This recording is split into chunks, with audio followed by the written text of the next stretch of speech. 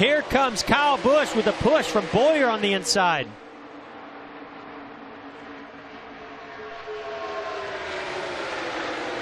Oh, no, DiBenedetto! And everybody! Good. Oh, no. Are you kidding me?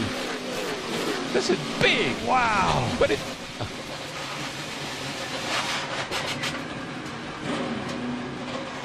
Boy, it just reminds me of the Clash.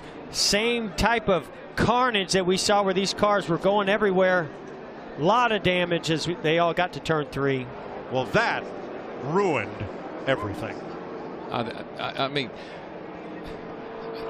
sometimes I'm speechless. I'm speechless. You know, there's just those feel-good stories that build in a race, and boy, Matt DiBenedetto was doing such an amazing job. Oh man, I tell you what. So let's go to the Goodyear blimp as drivers climb out or try to make their way back to pit road, and look at the outside lane. DiBenedetto and Paul Menard. Yeah, Paul Menard giving a pretty nice push down the back straightaway to DiBenedetto. Gets to his right rear. Oh, yeah, that just starts to turn him a little bit. Got him in the right rear. And then he collects Menard. Yeah. Logano just misses it, but the whole outside lane and half the inside pile up. And this is exactly what we were just talking about. At this stage in the race, you can start to taste victory in the Daytona 500. You want to see that checkered flag, and you'll do anything to get it, and you know you've got to be more aggressive with those bump drafts. It looks exactly like the Clash.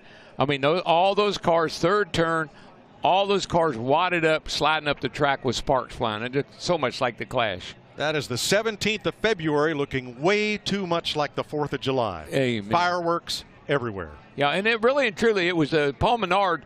He gave DiBenedetto a little shove, but it was on the outside, on the right side, and that just turned DiBenedetto into the outside wall, and then it was on from there. And a different situation than we saw in the clash between Menard and with Jimmy Johnson, but it was a similar thing when we heard the spotter on the 21 Menard say, well, he zigged and we zagged. And in this case, Menard told his team on the radio, I just bumped him a little too hard. Yeah, I mean, what are you going to do? It's the end of the race. You're trying to help that guy. You're trying to help DiBenedetto. You're not trying to wreck him, but just bad judgment. Look at that 10 car. Almirola's number 10. Look at David Reagan underneath the 10 of Almirola. David Reagan, see what springs he's running. Look at that. All those sparks flying. My gosh. Man, amazing shots. And all Almirola wanted was a chance to win it on the last lap. Yeah, well, he didn't like last year. Didn't quite get there. Close.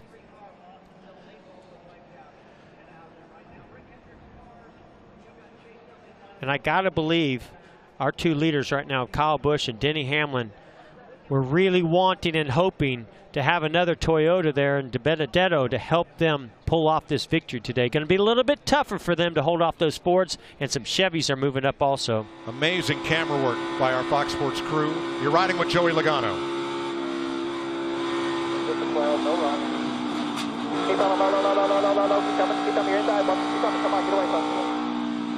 Just one too many pushes there, Mike, is what I saw. Kyle Larson.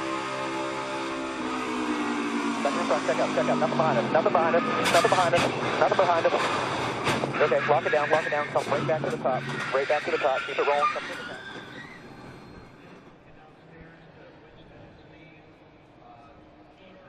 Well, I'm not sure. Okay, here's Austin Dillon's view. Still middle of 3 here, still middle of 3. Got to spin it here, spin it. Now we're in.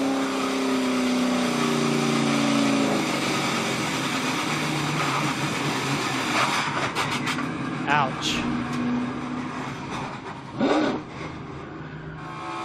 Martin Truex. Ooh.